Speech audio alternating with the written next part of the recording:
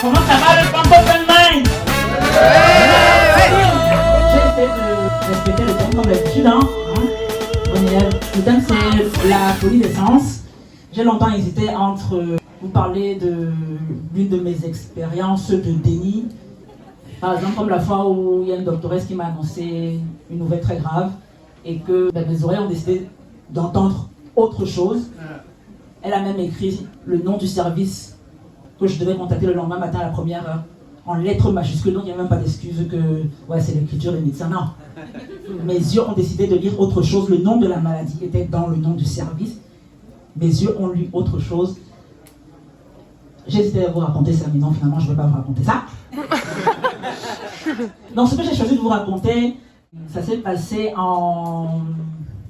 Bon, déjà, je tiens à vous dire qu'à l'époque où ça s'est passé, j'étais athée, j'étais sobre, je ne voyais pas les marabouts, enfin, comme aujourd'hui.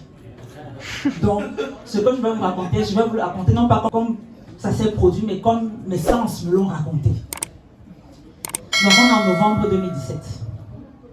En novembre 2017, je suis à Paris. Enfin, pour les gens qui connaissent Paris, c'est une petite ville en Europe. C'est pour ça justement que je vous explique. Une petite ville en Europe où les transports en commun portent le nom de leur odeur pipi de rat. Ratspi, R-A-T.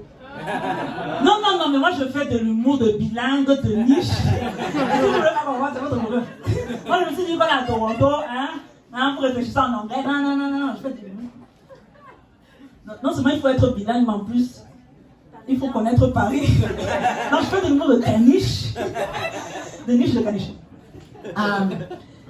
Ouais, voilà, j'étais à Paris et à cette époque, mon premier livre venait de sortir. Placement de produits. Notre histoire lumineuse ou le bien et le mal. Et je prenais des cours d'impro à l'école française d'improvisation théâtrale. Shout out à l'EFIT. Ce soir-là, d'habitude c'était le jeudi soir que je prenais ces cours d'impro. J'avais 3 heures d'impro le jeudi soir à l'EFIT. Et pour la première fois, je devais faire la promotion de mon premier livre. Dans un festival de rap féminin à Marseille. Les gens qui connaissent pas Marseille, c'est à côté de Paris.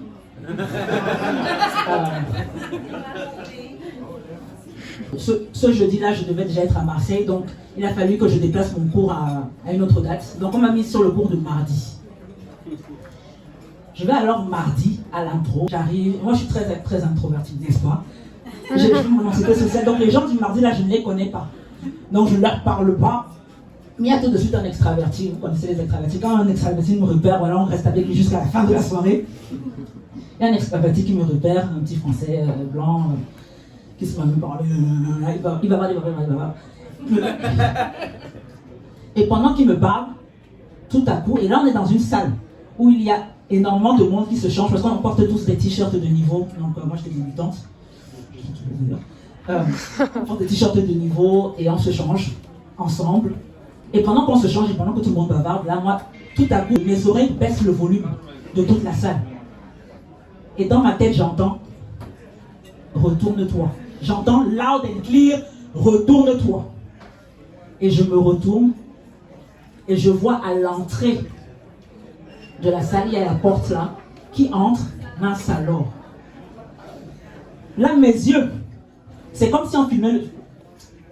Vous voyez la post-production, donc c'est comme si on ajoutait les effets spéciaux, donc les gens disparaissent. Et il y a une personne, il y a cette meuf-là, juste à l'entrée, et c'est comme si elle vivait exactement le même film que moi. Donc, le silence de toute la salle, elle me voit, je la vois. Et c'est comme si elle planait vers moi comme ça, là, mais vraiment comme les effets spéciaux. Et quand je vous dis que je l'ai vraiment vécu, ça c'est la folie des sens. Quand je vous dis que je l'ai vraiment... Quand je vous dis que je l'ai... C'est comme ça que les sens m'ont traduit ça. Elle arrive, le gars qui me parle là, la prend comme ça, enfin, elle dit que ouais, ça c'est... Il dit que ça c'est ma pote.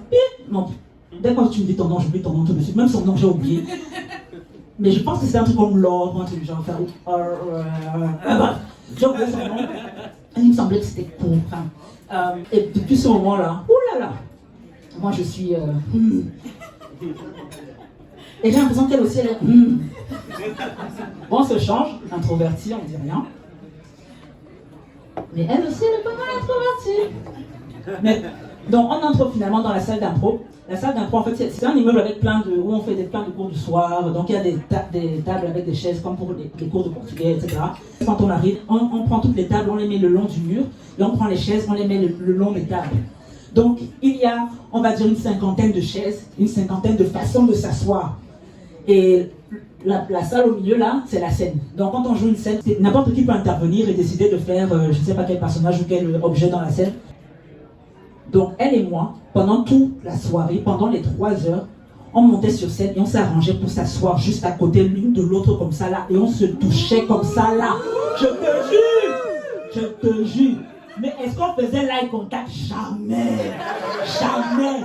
Ouais!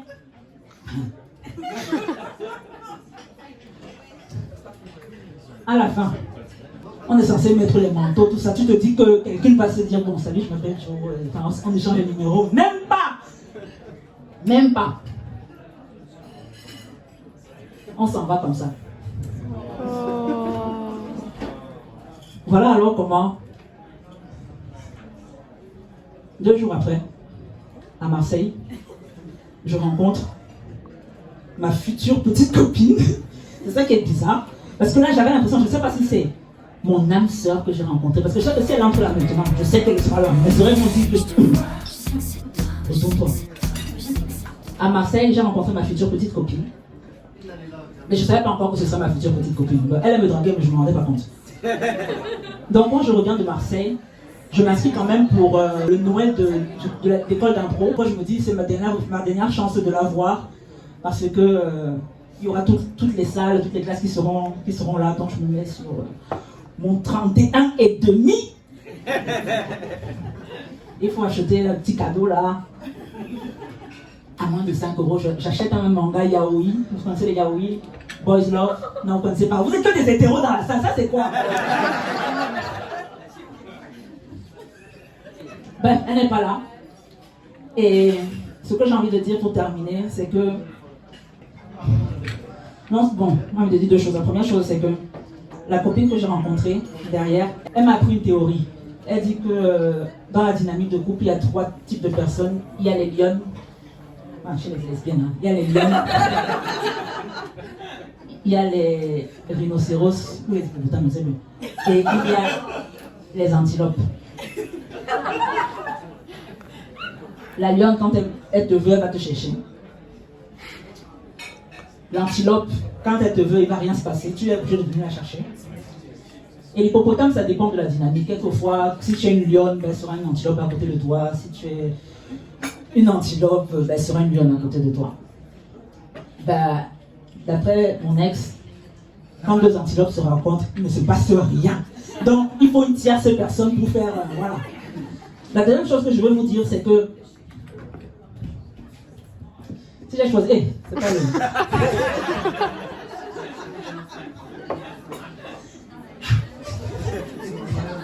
Si j'ai choisi de vous raconter ça, cette histoire, c'est parce que vous vous rappelez, je vous avais parlé de mon crush de Toronto, je crois que c'était l'année dernière, non, vous ne vous rappelez pas. J'avais dit qu'on enregistre parce qu'on se connaît tous ici à Toronto. Ben, les choses avançaient lentement, mais sûrement, surtout très lentement.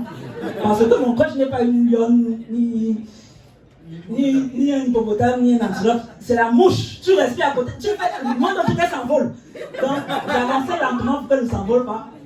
Et là, récemment, avant-hier, on regardait un film ensemble. Et voilà que, pendant le film,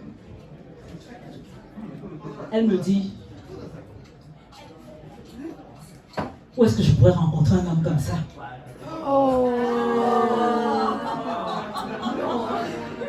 Donc là, si tu vois ce spectacle, je te cherche. J'habite à Toronto maintenant. Je m'appelle Joe.